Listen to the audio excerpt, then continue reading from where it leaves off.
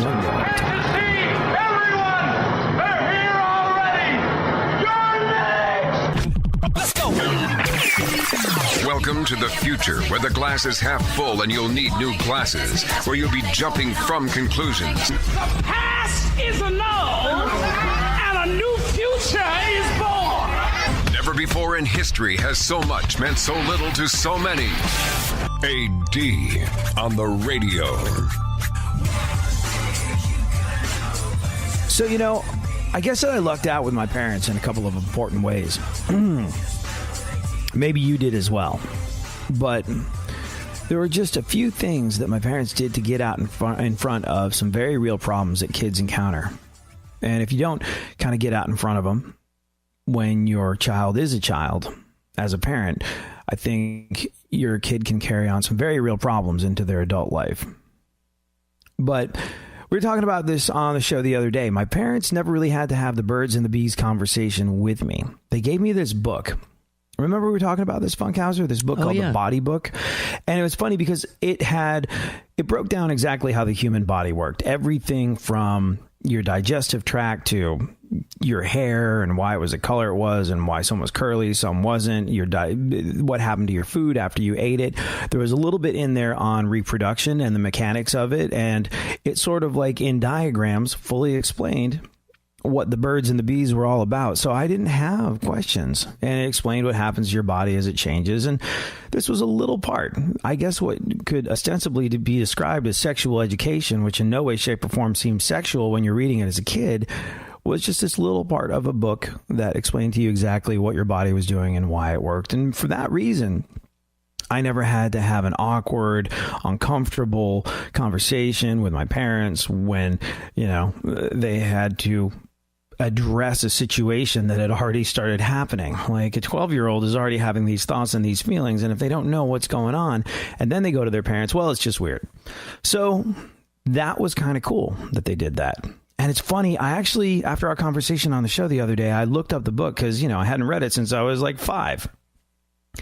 And I wanted to know if it was still in print, because I was like, if I ever have kids, maybe I'll get that for them, because it seemed to do an okay job with me. And the woman, when I Googled it, the woman who wrote it years ago passed away, I think, in 2010.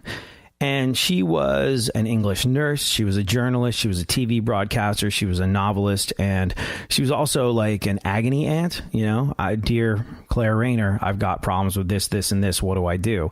And I guess she would give advice on all things, sexual being a lot of it. So I didn't realize she was this sort of like experienced nurse who addressed people's sexual problems as a broadcaster, because I read her work as a kid, her work for kids. And I guess when she died, I read an article that was written by her son, who I think is also a writer, or a journalist, or a broadcaster or something. But he wrote something about his mom, and he was like, I was really surprised when she passed away. She'd been out of the broadcasting business for a very long time. She got out before the digital age was really a thing. And he's like, my mom started trending on Twitter, and it was all these people saying, thank you so much for basically making our lives easier by giving us this incredible book, The Body Book, as a kid. It really set me up for adulthood in a way that a lot of other people didn't get to be set up. Like, people are unbelievably, undyingly grateful to this woman, Claire Rayner, for writing The Body Book. And if it's out of print, I don't know. But if you have kids and you are thinking about having that conversation, bear in mind, I don't have the filter of adulthood when I recommend this. It's definitely something you want to check out yourself. But if you can grab yourself a copy, I know it did a stunningly good job at explaining the world to me before I even needed it explained. It's good stuff. So my parents got out in front of that. Another thing that my parents did that I thought was really useful was, even before there was any kind of real sense of peer pressure, I don't know, 8, 9 years old, before kids are really doing anything that bad or that dangerous or that harmful to anyone's health or that destructive or anything of that nature, before peer pressure really became something that had to be concerned with, I remember my mom specifically sat me down, and my dad as well. And, I don't think they really kind of set a date and said, we need to talk to the boy about this. I think it just came out naturally in conversations. But I remember my mom said, if there's ever anything that your friends want to do and it doesn't feel okay to you, don't do it. There is no shame in being the person who doesn't go along. I think she actually convinced me that it's kind of rebellious. She was like, you don't seem like the kind of kid that would follow a crowd. You kind of seem above this sort of thing, but I'm just going to say it. If something doesn't feel right to you, don't do it. There's never going to be shame in that. I think my father said a similar thing to me where he was just like, hey, yeah, whatever. Everybody else might be doing it, but if it's not right for you, it's just not right for you. And it's always your right to choose what feels right for you. And it was a conversation that, well, based on a story that we learned about late last night of someone passing away, it was a conversation that I look back on and I was very, very glad that I got to have.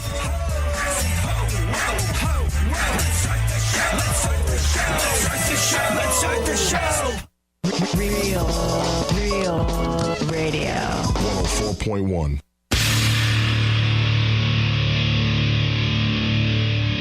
Where the left and right come together for fundamental truths. AD on the radio, on Twitter at ADSXE. So like I said, in many ways, I was really lucky with my parents in that they got out in front of a couple of really important things before they were concerned. Now, if these things aren't addressed when you're a kid, I think they can create problems that you carry with you into adulthood and possibly for the rest of your life. But like I said, my parents got me this book, The Body Book, when I was a kid, and explained basically everything on your body, from your toenails and why they grew and what they were made of to the hair on your head and everything in between. And it stopped them from having to have the awkward bees and the birds conversation with me when I was, hitting 12 and starting to feel those feelings and get hair in funny places and all the above. I'd already had the hair in funny places explained to me by this book, so I knew it was coming. It was just like I knew what to expect. I knew what was happening next. And so that was kind of cool. Didn't make for an awkward conversation that I bailed on super quick because it was unbelievably embarrassing to talk about this stuff with my parents.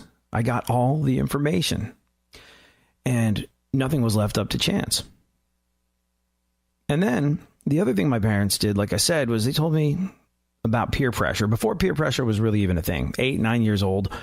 Before, anyone was encouraging you to steal cars or do drugs or whatever the hell it is, me and my friends were getting up to as miscreants in high school. I never really did any law breaking. I mean, I guess there was the recreational drug use and there was the graffiti. That was my choice. That was something. That's a whole conversation for a whole other show. But I never felt peer pressure because my parents said to me, if something doesn't feel right to you, don't do it. It doesn't matter if everybody else thinks it's cool. And my mom framed it up in a really kind of productive way. She was like, you're kind of above this stuff. It doesn't seem like you would really respond to that sort of thing because you're so self-possessed and you know what's right. And you don't really look to other people for what's cool. You decide what's cool, which I didn't at all. But from that point on, I did. I was like, I decide what's cool. My mom says I'm cool. It's a good thing when people are trying to convince me to do things I didn't want to do. I didn't go with my mom says I'm cool. But nevertheless, I felt cool because of it. It was an empowering moment for a kid. But the idea that if something doesn't feel right to you, you don't have to do it. And you don't have to feel bad about not doing it. You can feel as though you made a decent decision on your own for yourself. That's a powerful thing, and it's a powerful thing that not everybody has. And these were lessons that I found myself looking back on and feeling really grateful for this morning and last night when we found out about someone who had passed away. I don't know if you read the stories. It was interesting because it's made international news. But there's an adult entertainer called August Ames. Very young, I think 23 years old. Now, we'll address this at a different time when we have more facts. But the cliff notes are that a lot of people feel as though she took her own life. A lot of people said that she'd suffered from depression. And it seems as though the run-up to this taking of her own life came from some professional peer pressure. See, she had opted out of a video shoot because she found out that one of the performers that she was scheduled to work with had done gay pornography. Now, she felt, and again, we need to look into the facts and figures of all of this, but she felt as though by doing a scene with someone that had been involved in gay pornography, or with this individual, don't know too much beyond that, she felt she was at greater risk of contracting something. And said something about it online. And the entirety of the internet dogpiled her and accused her of being homophobic and accused her of basically committing a hate crime by making this choice. Now, like I said, we'll get more facts as the story unfolds on this one, but it's one that seems to have made some international headlines, and I thought it was important to address it because, look, let's for a moment assume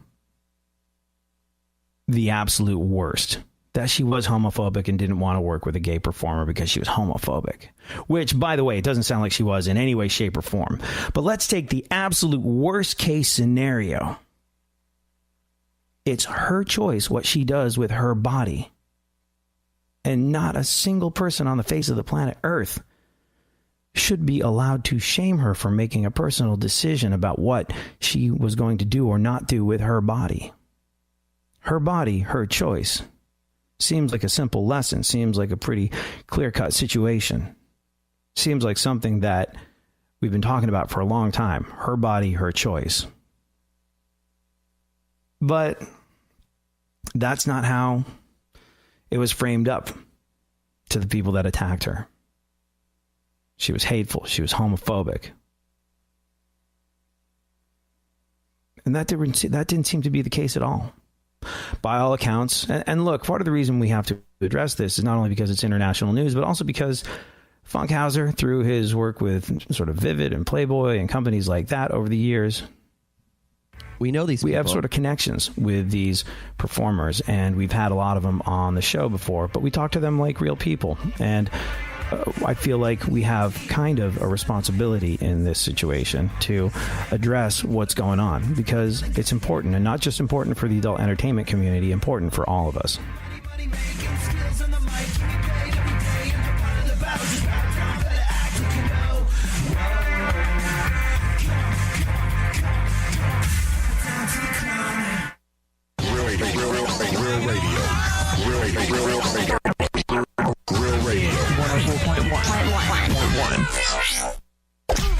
Don't get the blues, get all the news. We mean all of you guys out there in Radio Land. All aboard!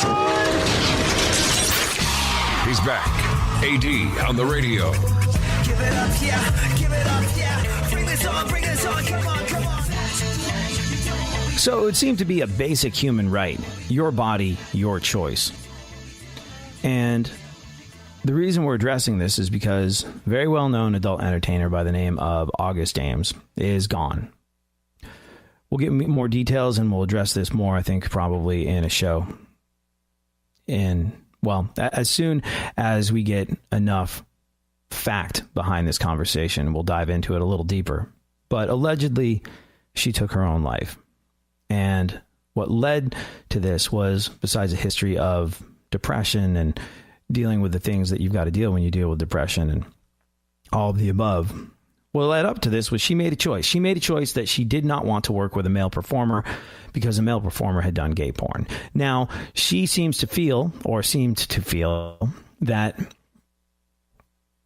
statistically speaking, she was putting herself at greater risk by working with a performer that had done gay pornography.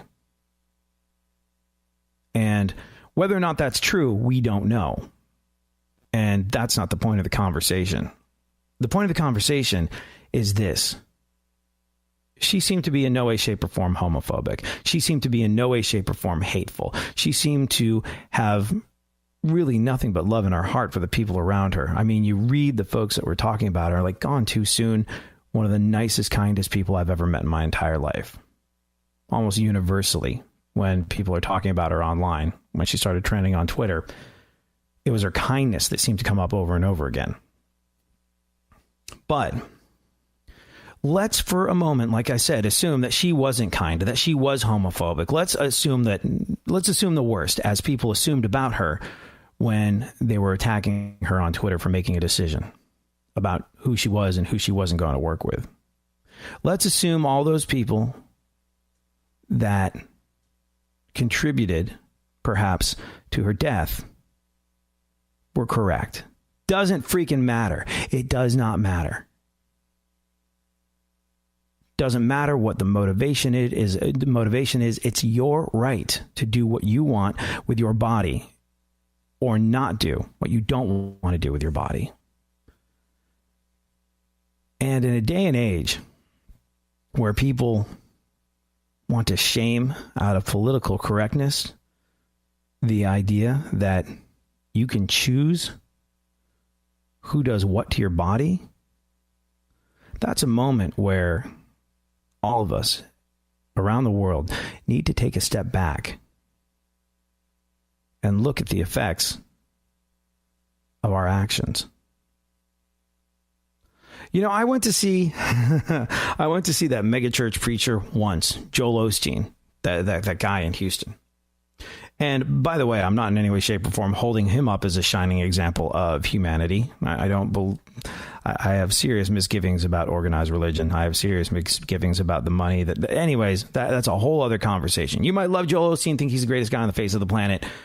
My point about Joel Osteen is, I went to see him once, and it was interesting because it didn't really seem like I was in church, except for the songs about God at the beginning of the service. It just seems sort of like a couple of cute, trite motivational quotes being trotted out. It was like going to see a motivational speaker is what it was like, except for the songs at the beginning and the end about God.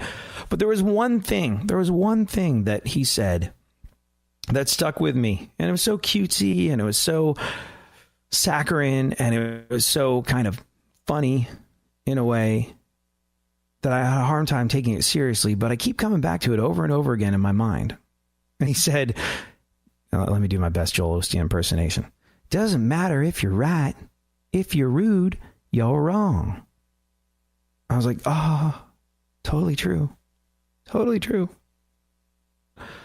Somebody could cut you off in traffic, and you could roll down the window and give them the finger, and that makes you wrong, even if they were wrong to cut you off in traffic. Doesn't matter if you're right. If you're rude, you're wrong. Seems so simple, and it's the sort of thing that I'm sure we all learned when we were 5. But when I think about what happened with August Ames, if this does turn out to be true, if she made a decision about her body for any reason whatsoever, doesn't sound like she was hateful in any way, doesn't sound like she was homophobic in any way, sounds as though she was one of the kindest people you could hope to meet. And she made a decision about what she wanted to do with her body. And the world, or at least part of the world, shamed her and attacked her to the point where she, in an already precarious mental state, having dealt with depression for her whole life, took that life. It's got to make us all think and step back about our actions and what we say to each other and how we treat people. I know there's going to be people that are willing to brush this off and say, oh, well, whatever, she was in porn. She probably wasn't quite all there. And if it wasn't this, it would have been something else. We have to take a step back and think of ourselves as humans and how we treat other humans, and go back to the very, very, very simple rules that we were told to live by when we were 4 or 5 years old. It doesn't matter if you're right. If you're rude, you're wrong. The golden rule: do unto others. Treat people how you want to be treated. Recognize that everybody is going through something that you know nothing about, and choose kindness at all times.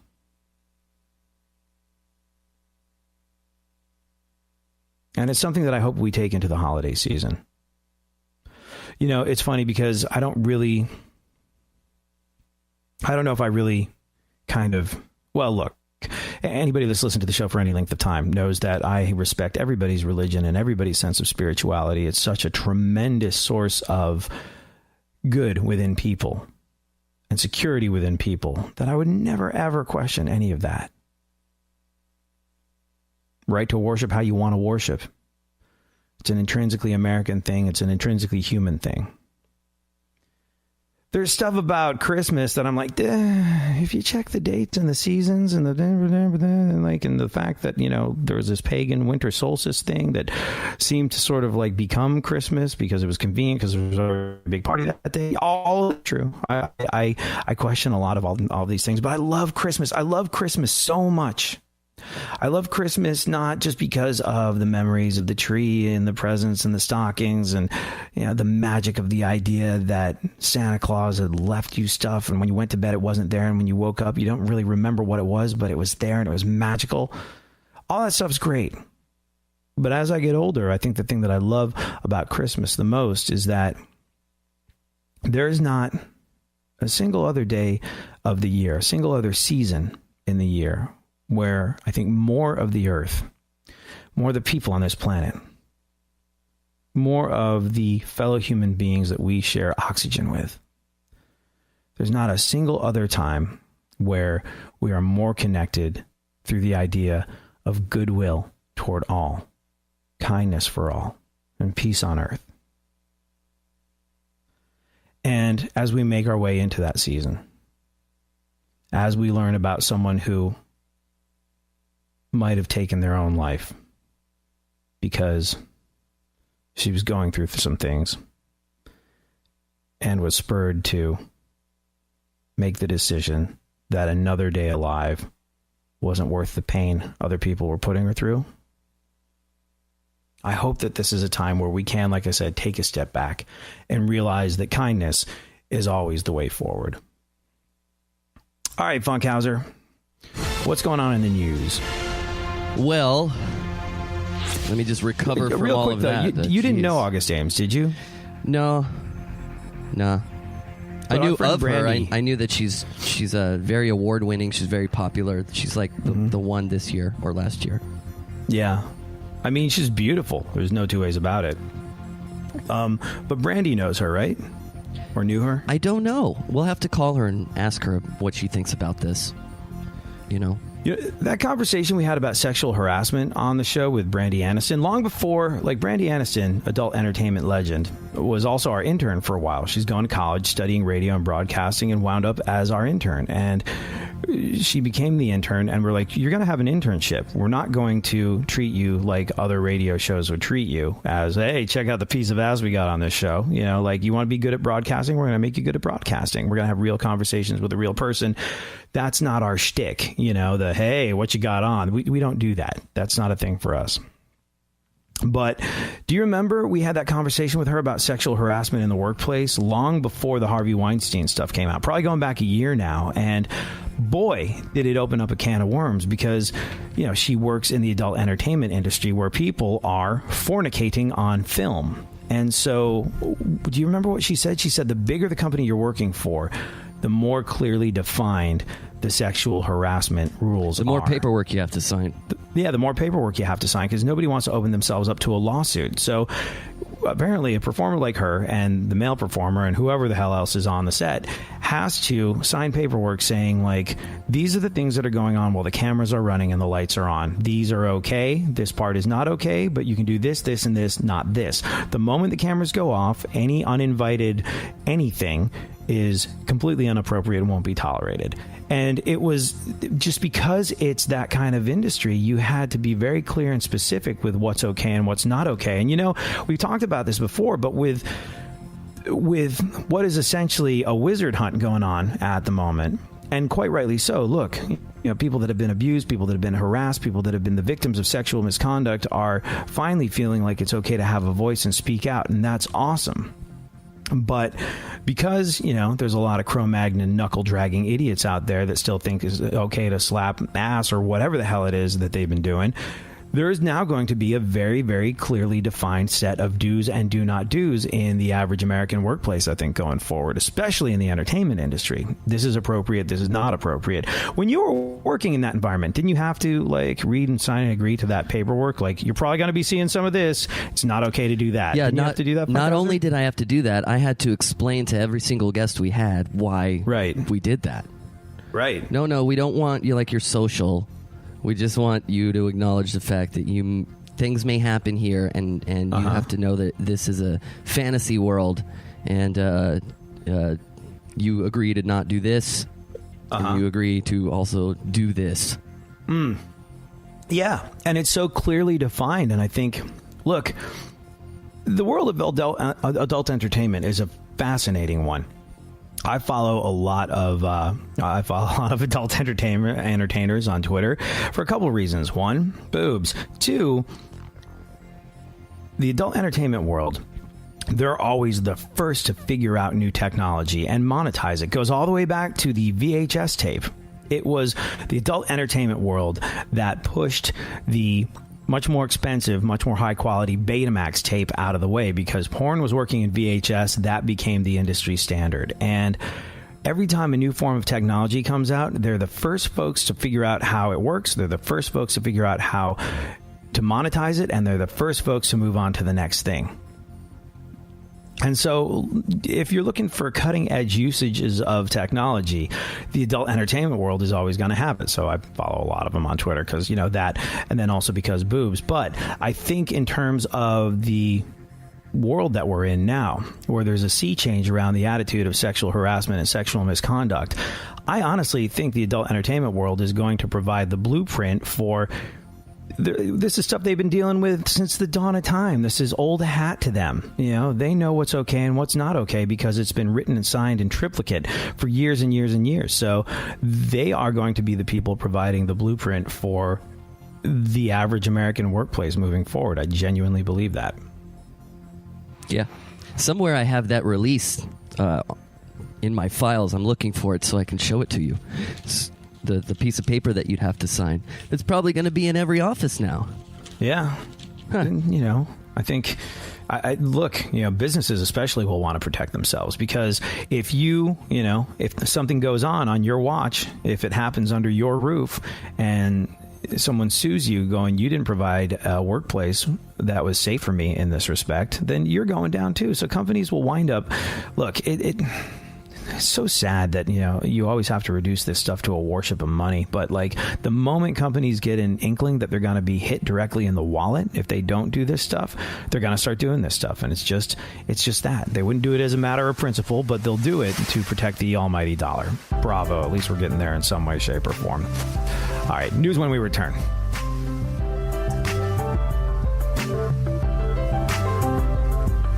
Sometimes you just know you're done.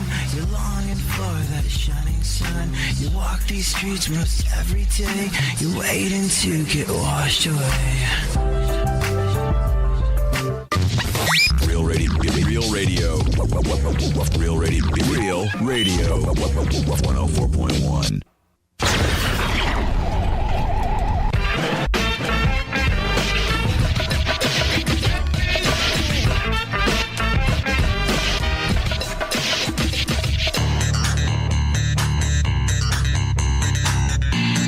Now, more AD on the radio. Back once again, the ill behavior, delivering and giving my musical savior. Back once again, your boy AD again. So it's been kind of a heavy show today, Funkhauser, huh? Hasn't it? Yeah, you went from saying we'll talk about it later to hitting him right between the eyes.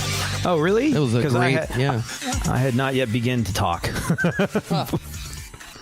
No, I mean, look, we'll find out more. We'll have facts, figures. Like right now, we honestly don't know if she did choose to end her own life. It certainly seems that way. But look, we weren't there. We don't know. There's not any kind of coroner's report. But and you know, like you go to check out the Twitter thread that could have led up to it, and it's a long one. Like the entirety of the internet essentially attacked this woman, and so you know, there's question marks and there's facts that we don't have, and.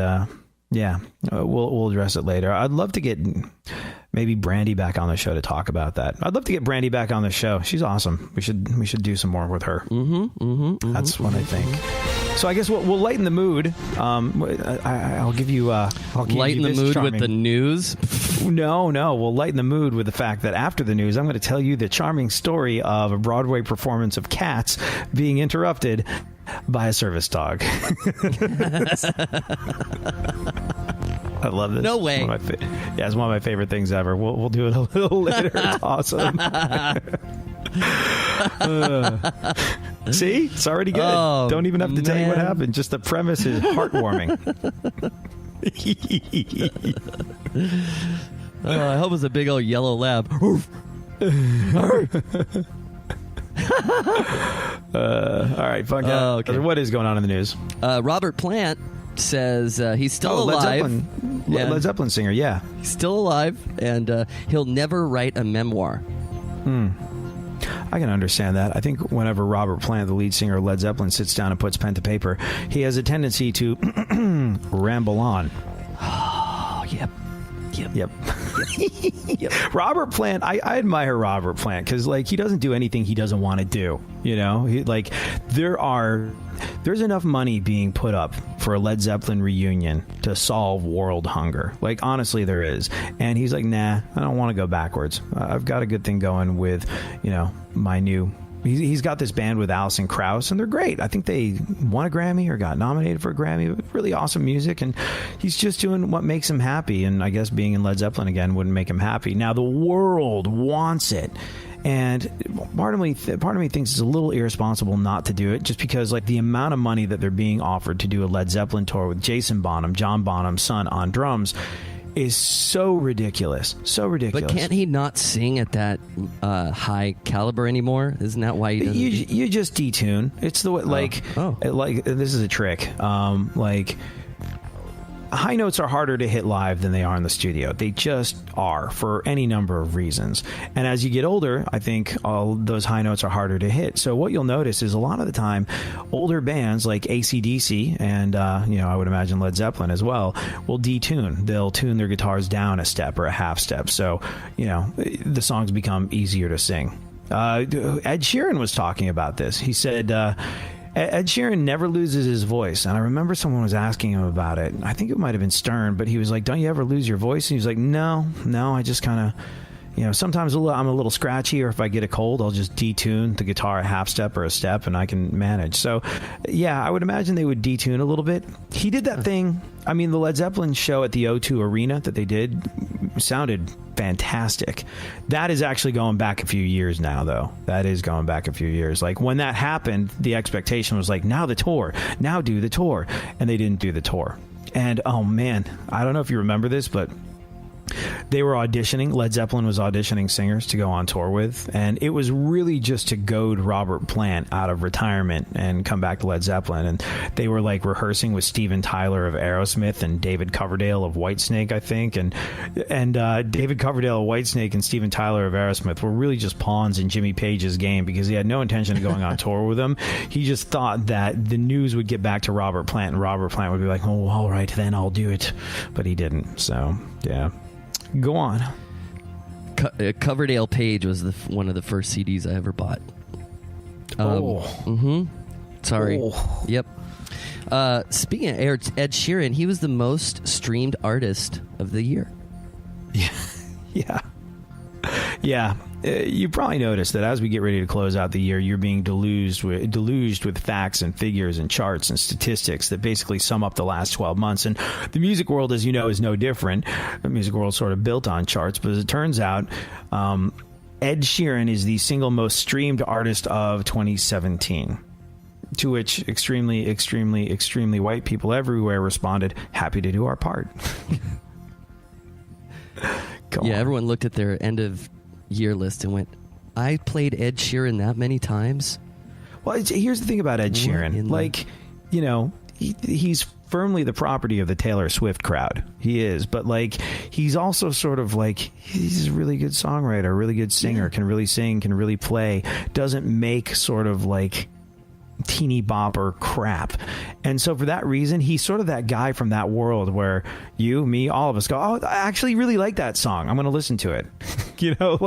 That's how he wound up the most streamed artist of 2017. He falls firmly into the category of pop music, but to the rest of the world, he's sort of like, he's not an obnoxious lesbian haircutted pop spud sent to Earth via Canada by Satan to ruin everything for all of us like Justin Bieber is. No, he's sort of like, I kind of like that guy. Well, now you know. He's sort of that guy, where you're just like, I actually kind of like him. I'm going to listen to him. I listened to him. That was good. That's how he wound up the most streamed artist instead of Justin Bieber. True story. Go on. Long Island medium Teresa Caputo. She's separated from her husband. Huh. I wonder if it has anything to do with the fact that she hasn't really been a medium in a very long time. It's cheap. She's trim and in excellent shape. I wonder if she saw it coming. Right, yeah. Maybe it was because last time she was communicating with the dead, she bumped into her sex life. I don't know. Yeah, I always wonder about this stuff. Like, do you think they're really having problems? Because, like, I see the trailers for... I've never watched that show. I just think it's ridiculous. It preys on people's superstitions. It's a reality television show that preys on people's superstitions and uses people's emotions to get the better of them in tough situations. And, like, that's all stuff to me that is just, like, the lowest common denominator, almost borderline abusive crap, without ever having watched the show. That's my take on the idea of fortune tellers.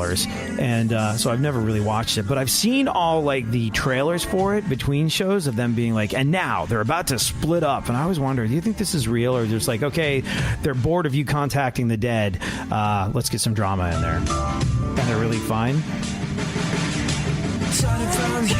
Real radio. 104.1. There's something happening here, and you should know what it is. The Dumbing Up of America. Now, more AD on the radio.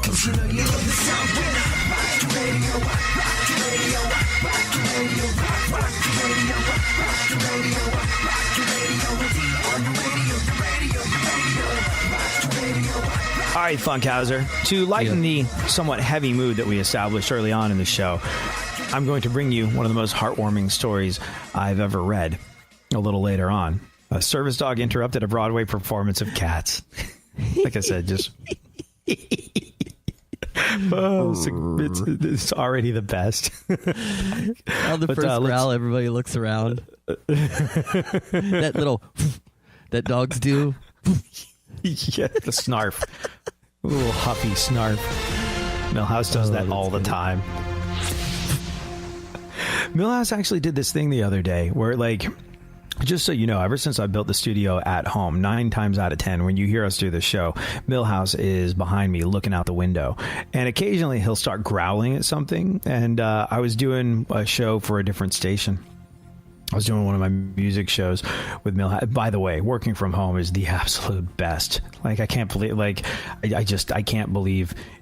I used to work from home. I had a studio at home that I worked out of when I worked for Sirius XM, but that was kind of different. I just can't believe that from my spare room, I go out to like 25 radio stations around the country. It's pretty freaking cool. I like it. Welcome to 2017. Or almost 18. And know this, if you listen to me on any of those music shows that I do, there's a very good chance that I'm in my PJs and Milhouse is by my feet, or behind me looking out the window, making sure everything is shipshape, making sure everything is cool.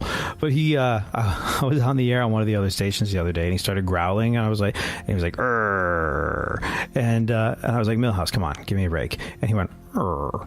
Like, dude, I swear to gosh, like, dogs are way more intelligent than we give them credit for, because I know for a fact that Milhouse knows about 20 words of English. I have yet to figure out a single word of dog. So they're the absolute best. And this is part of the reason why we're going to talk about the service dog barking at a performance of Cats after we finish up the news, because we need a little levity in our lives. Go on. Beyonce. Who? Bey. Oh. Come on, man. Bey. You got to call her by her. No, won't do it. Bey changes her email address weekly. Beyonce. What the work that's put into that? Beyonce changes her email address weekly. I'm sure she doesn't do it. One of her people do. Beyonce changes her email address weekly, but she keeps the husband that repeatedly cheats. That's interesting. Jay-Z admitted to cheating on her, right?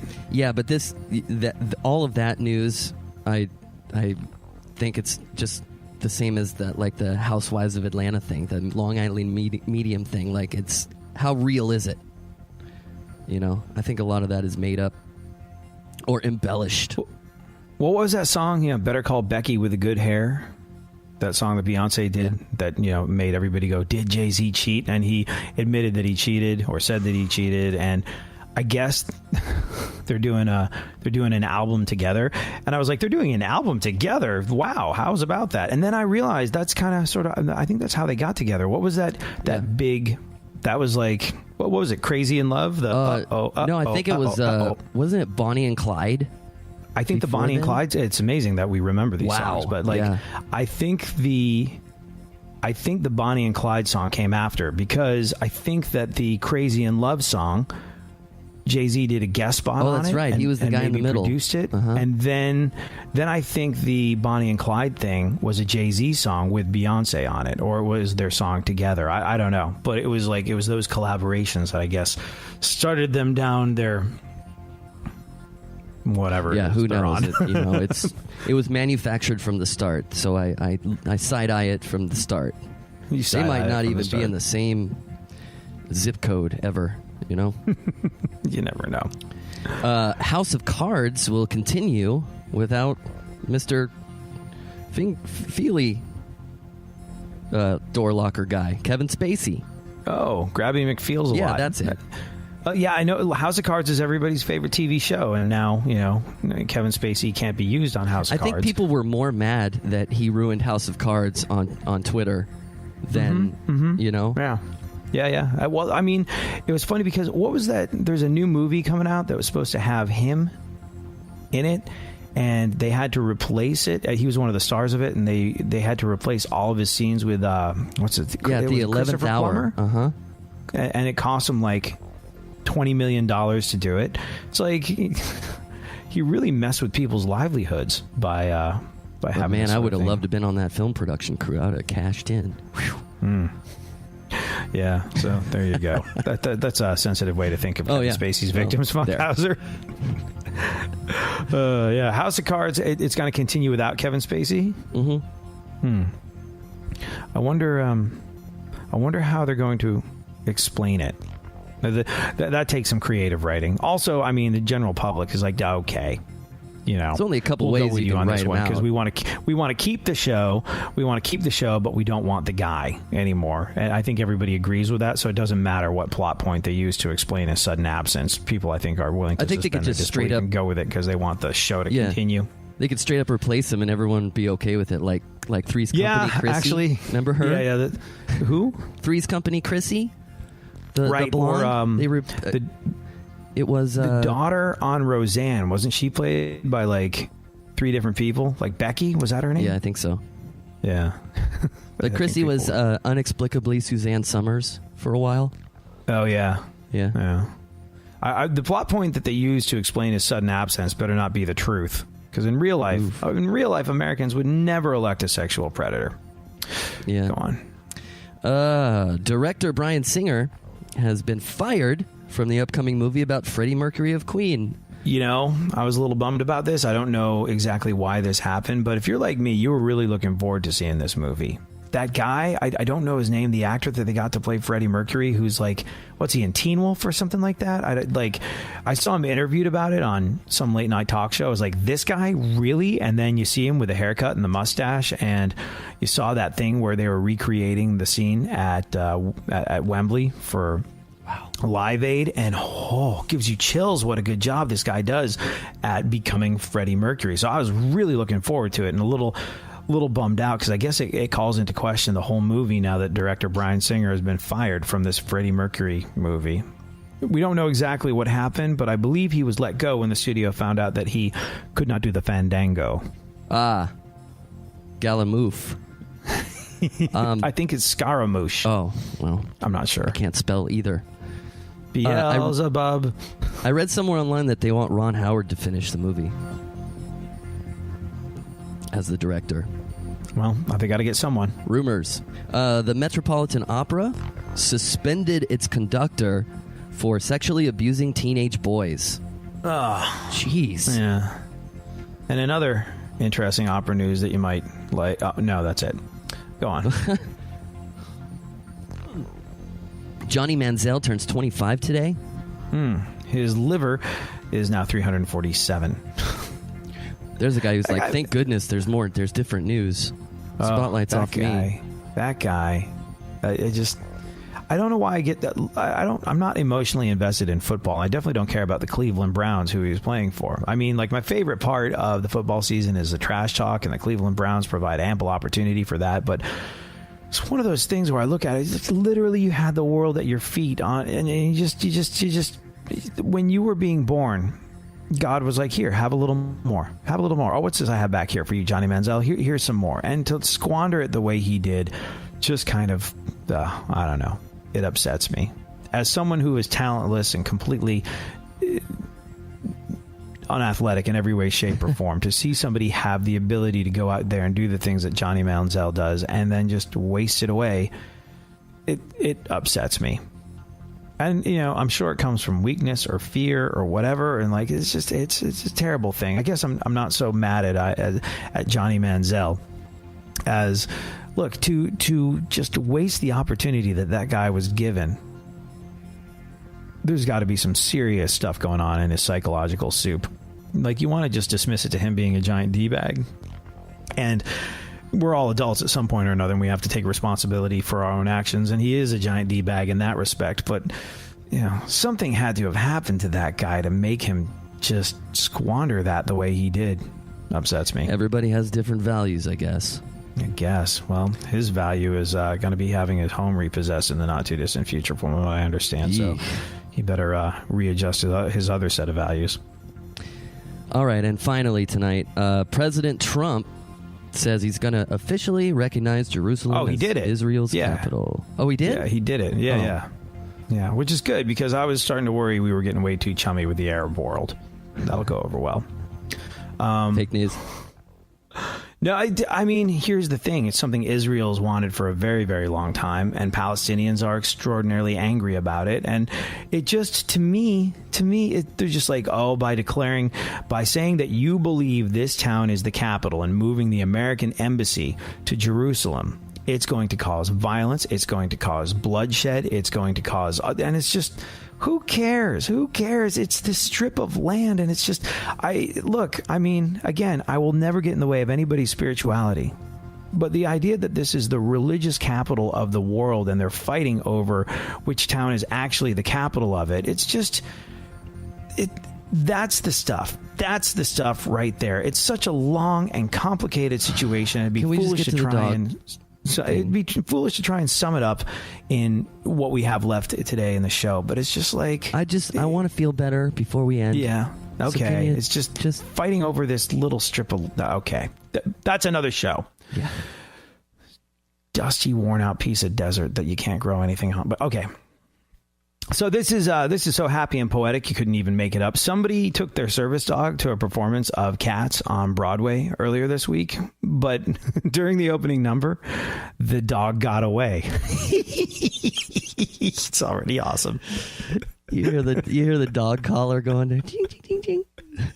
And here's the thing, like, service. I wonder if it was like a service dog, like a trained service dog, or if it was just sort of like. Now. Well, and also, like, you're not really allowed to question it. If you have sort of like an emotional support tag or some sort, if you have any kind of service animal tag on something, people can't question it. So we don't know what it was for. And a lot of people would say that the dog getting away is like, what kind of service dog was this? Well, you can just have your dog with you, if it provides the emotional support or the service that you say it does, and you've got some sort of documentation to verify that, well, then nobody can tell you that. So just like I told this story to somebody else, they're like, what kind of service dog runs away? They're supposed to stick by you. And I was like, service animals can come in all shapes and forms. It doesn't necessarily mean that they're of the obedient and highly trained variety. But during the opening number, the dog got away and started chasing one of the cats. All the way up on stage? Yes, started chasing one of the humans dressed as a cat. Oh man, that would give me a standing ovation. I'd get up. Yeah. That'd be the best ever. The dog was specifically going after the character Bum Ballerina, who was played by actress Warren McKenzie, or Mackenzie Warren. Fortunately, an usher grabbed the dog and took it back to its owner, and before it actually caught the cat. Aww. Fortunately, a spokesperson for cats said, quote, "In our storied history, this is the first time one of the actual cats was involved in an incident with a dog."